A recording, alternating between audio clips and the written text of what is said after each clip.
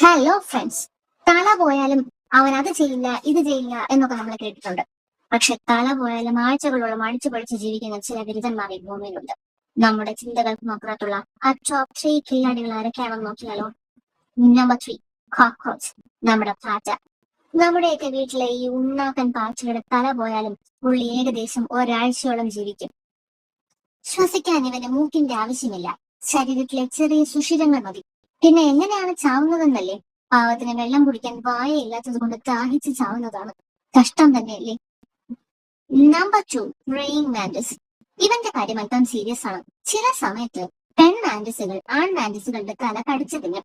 എന്നിട്ട് നമ്മുടെ കക്ഷി ചാവില്ല എന്ന് മാത്രമല്ല, പുള്ളിക്കാരൻ ബാക്കി കാര്യങ്ങളുമായി മുന്നോട്ട് പോകും. തലയില്ലെങ്കിലും എനിക്ക് കുഴപ്പമൊന്നുമില്ല എന്ന് പറയുന്ന ലോകത്തിലെ ഏക കാമുകൻ ഇവനായിരിക്കും. And the first praise goes to Flatworm. ഇവനാണ് ഇതിന് യഥാർത്ഥ മാന്ത്രികൻ.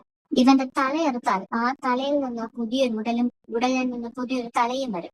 എന്ന് വെച്ചാൽ ഒരാളെ വെട്ടിയാൽ അവിടെ നിന്ന് 2 പേരുണ്ടാകും. ഇതിനെയാണോ ഈ അനശ്വരത എന്ന് പറയുന്നത്?